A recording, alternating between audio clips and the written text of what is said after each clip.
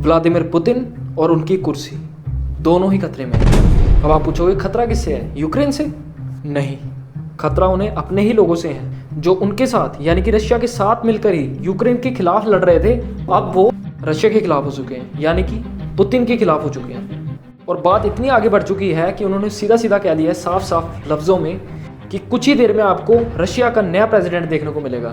जी हाँ दोस्तों, अब इस बात में आपको इतना वजन नहीं लग रहा होगा। क्यों? क्योंकि आपको पता है कि पुतिन बहुत पावरफुल आदमी है और ऐसे ही कोई एरा गहरा नथु गहरा आके उसे ऐसे बोल दे, उसे तो 100 धमकियाँ मिलती होंगी दिन की, तो हम कैसे मान लें कि ये मैटर सीरियस है। दोस्तों ये मैटर सीरियस इसलिए है क्योंकि जो खिलाफ हुआ है पुतिन के, वो पुतिन का ही खास आदमी था। और ये जो युद्ध आप देख रहे हो ना, यूक्रेन रशिया वॉर जो चल रहा था, एक साल हो गया जिसे लगभग, उसमें रशियन आर्मी का इतना संयोग या फिर कह सकते हो कि इतना पार्टिसिपेशन नहीं था जितना इस ग्रुप का था। इस ग्रुप में 25,000 सोल्जर हैं और सोल्जर भी पूरे वॉर रेडी सोल्जर्स हैं, क्योंकि वो ऑलरेडी यूक्रेन के खिलाफ युद्ध लड़ रहे थे और अब वो तेजी से मॉस्को की तरफ बढ़ रहे हैं। इसलिए मैटर बहुत सीरियस है और ये वीडियो भी बहुत सीरियस है। इसलिए आगे बढ़ने से पहले मेरी आपसे दरख्वास्त रहेगी कि आगे बढ़ने से पहले हमारे चैनल को जरूर सब्सक्राइब कर दें, क्योंकि हम रोज़ ऐसी वीडियो डालकर आपकी 1% नॉलेज बढ़ाने की कोशिश करते हैं। चलिए शुरू करते हैं। दोस्तों जैसा कि आपको पता है कि रशिया में तख्ता पलट करने की कोशिश की जा रही है और व्लादिमीर पुतिन इस वक्त बहुत डरे हुए हैं या फिर कह लो कि बहुत खतरे में हैं और उनकी कुर्सी भी बहुत खतरे में है। और मॉस्को की तरफ एक बड़ा काफिला जा रहा है। इस काफिले का नाम है वैगनर ग्रुप और ख़ास बात तो ये कि ये भी पुतिन ने ही खड़ा किया था एक टाइम। इस ग्रुप में है लगभग 25,000 सोल्जर्स और ये सोल्जर्स वॉर रेडी हैं। और हद तो तब हो गई, इन लोगों ने ऐसा तक कह दिया कि रशिया को बहुत जल्द एक नया प्रेसिडेंट देखने को मिल जाएगा। और सिचुएशन अब इतनी ख़राब हो चुकी है कि किसी भी टाइम मार्शल लॉ लगाया जा सकता है रशिया में। अब ये सब सुन के आपके दिमाग में बहुत सारे सवाल आ रहे होंगे कि भाई अभी तो यूक्रेन और रशिया के बीच में कॉन्फ्लिक्ट चल रहा था, अभी रशिया वर्सेस रशिया क्या हो गया सीन? और ये वैगनर ग्रुप जो आप कह रहे हो जो रशिया के खिलाफ हो गया है, ये रशिया के साथ ही तो लड़ रहा था यूक्रेन के खिलाफ और इसकी बहुत बड़ी पार्टिसिपेंट थी। जो भी आज आप यूक्रेन देख रहे हो ना, जितना भी कब्जाया हुआ है, इसका बहुत बड़ा हाथ था। अगर वैगनर ग्रुप रशिया के साथ मिलकर यूक्रेन वॉर नहीं लड़ रहा होता ना, तो रशिया जितना भी कब्जा किया ना रशिया ने यूक्रेन को, वो नहीं होता। और अब इन्होंने अपनी बंदूकें मॉस्को की तरफ क्यों कर दी? दोस्तों सारा खेल है पावर का, और पावर का कुछ नशा ही ऐसा होता है कि वो आगे पीछे कुछ नहीं देखता। अब सारी चीज़ें बातें करेंगे डिटेल में और साथ में ये भी बात करेंगे कि इसका इम्पैक्ट पूरी दुनिया पर क्या होगा, स्पेशली भारत पर क्या होगा। पहले बात करते हैं वैगनर ग्रुप के बारे में। ये है क्या और इसकी शुरुआत कब हुई थी और कैसे इसकी नींव रखी गई थी? 2014 की बात है। पुतिन को ये ख्याल आता है कि क्यों ना रशिया की एक प्राइवेट आर्मी बनाई जाए। अब देखो सरकारी आर्मी तो हर कंट्री में होती है, रशिया में भी थी, मगर इनका ख्वाब था कि एक प्राइवेट आर्मी बनाई जाए जिसका कि नाम इन्होंने रखा वैगनर ग्रुप। और आज के समय टाइम देख लो कैसा आ गया है, 2014 से आज 2023 आ चुका है और वही वैगनर आर्मी जिसको पुतिन ने बनाया था वो पुतिन को ही हटाना चाहती है। अब आप बोलोगे इस आर्मी को लीड कौन कर रहा है? ये जो शख्स आप अपनी स्क्रीन के सामने देख रहे हैं, ये इस आर्मी को लीड कर रहा है। अब ये शख्स भी बहुत खास है क्योंकि ये पुतिन का खास है, खास हुआ करता था। ये एक बहुत ही इंपॉर्टेंट आदमी था व्लादिमीर पुतिन के लिए। 2014 की अगर आप बात देखो, जब इस आर्मी की क्रिएशन हुई थी, तब ये आदमी लिटरली व्लादिमीर पुतिन का बावर्ची हुआ करता था।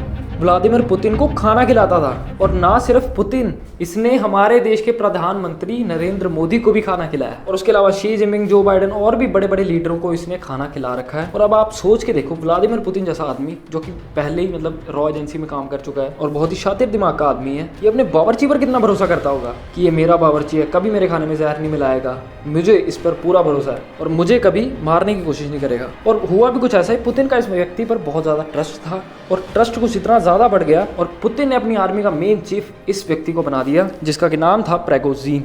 अब जब 2014 में ये ग्रुप बना था, तब इस ग्रुप में सिर्फ और सिर्फ 250 सैनिक थे। और ऐसा बिल्कुल नहीं है कि ये सरकारी सैनिक थे, सरकारी सैनिक को ट्रांसफर कर दिया गया था इस प्राइवेट आर्मी में, बिल्कुल नहीं। ये प्राइवेट ही होते थे। कोई बॉडी बिल्डर हो गया या फिर कोई जेल से छूटा हुआ व्यक्ति हो गया जो कि सिर्फ और सिर्फ पैसे के लिए काम करते हैं। उन्हें कोई मतलब नहीं है कि हमारा देश हमारे पहले आएगा, फिर पेट्रियोटिज्म, कुछ लेना देना नहीं है उससे। उन्हें चाहिए सिर्फ पैसा और उसके बदले में उनसे जो मर्जी काम करवा लो। अब समय का पहिया देखिए, जैसे जैसे समय बीतता गया वैसे वैसे इस ग्रुप में और आदमी ऐड होते गए और 2016 में इस ग्रुप में 1000 आदमी लगभग ऐड हो गए थे, 2017 में 6000, 2022 में 8000 और 2022 के बाद जो जंप आया ना, 2000 अप्रैल में से सीधा दिसंबर में जो जंप हुआ है, 50,000 से इस ग्रुप में शामिल हो चुके थे। और आप बोलोगे इतना तगड़ा जंप कैसे आ गया? ये टाइम था रशिया यूक्रेन वॉर का, जब इसमें तगड़े तरीके से भर्ती की गई। अब इस टाइम पे कई लोग थे जो रशिया की जेलों में थे, प्रिजनर थे, उन्हें निकाल के इस आर्मी में भर्ती किया गया और उनको भी वैगनर ग्रुप का सैनिक बना दिया गया कि भाई हमारे यहाँ पे आर्मी कम बढ़ रही है लड़ने के लिए, आप भी चलो एज अ प्राइवेट आर्मी। और तगड़ी बात तो देखो, इतना मतलब सही से युद्ध जो था वो वहाँ की गवर्नमेंट आर्मी नहीं लड़ पा रही थी जितना ये प्राइवेट आर्मी लड़ रही थी। और वैगनर ग्रुप ने इतना तगड़ा काम किया ना रशिया के लिए वहाँ पे यूक्रेन में, कि अगर वैगनर ग्रुप नहीं होता ना उस टाइम पे, तो यूक्रेन जितना भी रशिया ने कब्जाया हुआ वो नहीं होता। अब इन सब चीज़ों में ना पुतिन से एक छोटी सी गलती होगी। गलती भी क्या कहना है यार, जब आप किसी आदमी पर पूरी तरह से विश्वास कर लेते हैं, आपने उसे और उसके परिवार को अमीर बनाया हो, उसके बिजनेस खुलवा दिए, उसे मिलियनर बना दिया, और वो एक आर्मी का मतलब प्राइवेट आर्मी का चीफ बन गया, तो आप उससे एक्सपेक्ट करते हो लॉयल्टी, और ये व्यक्ति मेरे साथ लॉयल रहेगा और मेरे साथ लॉयल्टी दिखाएगा। लेकिन इंसानियत भी क्या चीज़ है। जैसे ही प्रेगोजिन को दिखा कि भाई मेरे पास तो 50,000 लोग हैं, मतलब मेरे अंडर 50,000 लोग हैं जिन्हें मैं इन्फ्लुएंस करके कुछ भी करवा सकता हूँ, उनका कमांडर मैं हूँ और वो सिर्फ और सिर्फ मेरी बात सुनेंगे। और पुतिन तो बहुत दूर है यार, पुतिन तक पहुँचते पहुँचते पहले तो डिफेंस मिनिस्टर आएगा और कई और मिनिस्टर आएंगे, लेकिन मेन जो कमांडर है इस वक्त इस 50,000 लोगों का वो मैं हूँ। और यहाँ पे प्रेगोजिन को लालच आ गया और उसने पुतिन के खिलाफ स्टेटमेंट देना शुरू कर दी। फॉर एग्जाम्पल उसने ये कहना शुरू कर दिया था कि जो मॉस्को में लोग बैठे हैं वो देखो कैसे ऐशो आराम की ज़िंदगी जी रहे हैं, और हम यहाँ पर रशिया की तरफ से लड़ रहे हैं और यूक्रेन में वैगनर ग्रुप अपना खून बहा रहा है, वहीं दूसरी ओर हमें प्रॉपर हथियार नहीं दिए जा रहे हैं लड़ने के लिए। अब ये जो स्टेटमेंट थी ये सारी रशिया में वायरल हो गई और प्रेगोजिन ने ये बोलना शुरू कर दिया कि मैं हूँ रशिया के आम आदमी की आवाज़। और पुतिन वहाँ दूसरी ओर मज़े ले रहा है कि भाई असलियत में तो मैं देश के लिए लड़ रहा हूँ, ग्राउंड फील्ड पे मैं लड़ रहा हूँ। पुतिन तो वहाँ पे एसी वाले कमरे में बैठ के खाली बातें फेंक रहा है। अब यहाँ से एक बात क्लियर हो गई कि जो प्रेगोजिन की सोच है वो किस तरह की है और वो क्या चाहता है। वो बहुत बड़ी है और वो रशिया पे राज करना चाहता है, वो पुतिन को अपने रास्ते से हटाना चाहता है। अब ऐसे में इन्होंने एक और आरोप लगाया रशियन आर्मी पे, रशियन गवर्नमेंट आर्मी पे ये आरोप लगाया कि जब ये एक दिन यूक्रेन के साथ लड़ रहे थे तो ऐसे में रशियन जो गवर्नमेंट आर्मी है उन्होंने इन पे बम बरसाने शुरू कर दिए, इन्हीं की आर्मी पे, वैगनर आर्मी पे। उसी दिन से इन्होंने अपनी बंदूक ज़ेलेंस्की से हटाकर, जो कि यूक्रेन के प्रधानमंत्री थे, प्रेसिडेंट थे, वहां से हटाकर इन्होंने अपनी बंदूक पुतिन पे कर दी। और अब ये लोग बढ़ रहे हैं मॉस्को की तरफ। और ऐसे में जब इतना कुछ होगा तो पुतिन थोड़ी चुप बैठेंगे। पुतिन ने भी जवाब दे दिया इसके विपरीत में। उन्होंने ये कहा कि जो लोग भी देश के साथ गद्दारी करेंगे या फिर जो भी लोग तख्ता पलट करना चाहते हैं इन्हें पनिश किया जाएगा। लेकिन वैगनर ग्रुप ने इसके रिस्पॉन्स में ये कहा है हम पुतिन को ही हटा देंगे और पूरी सरकार बदल दी जाएगी और बहुत ही जल्द आपको एक नया प्रेसिडेंट देखने को मिलेगा रशिया का। और ऐसा नहीं है खाली बैठे हैं, ये एक एक करके रशिया के काफ़ी शहर कब्जा भी रहे हैं। अब वैगनर ग्रुप का यही कहना नहीं है कि हम पे बम बरसाए गए इसलिए हम पुतिन को उसकी कुर्सी से हटा देंगे। कहानी थोड़ी सी और कॉम्प्लेक्स है। इन्होंने कहा कि हम पर बम बरसाए गए तो पुतिन को अपना रक्षा मंत्री बदलना चाहिए था जिसकी वजह से ये सब कुछ हुआ। लेकिन मगर वहीं दूसरी ओर पुतिन ने क्या किया, अपने रक्षा मंत्री को बैक किया। और अब ये लोग उन्हीं को पनिश करना चाहते हैं जिन्होंने कि इन्हीं के साथ लड़ाई लड़ी और इन्हीं को मतलब यूक्रेन के खिलाफ लड़ाई लड़ी और अपना खून बहाया, उन्हीं को ये पनिश करना चाहते हैं। इसीलिए अब बात देखो ये क्या है कि इनके पास जो सोल्जर्स है ना वो वॉर रेडी है। जी हाँ दोस्तों, असलियत में जो असली वॉर लड़ रहे हैं ना वो इन्हीं के प्राइवेट जो आर्मी के सोल्जर हैं वो लड़ रहे हैं।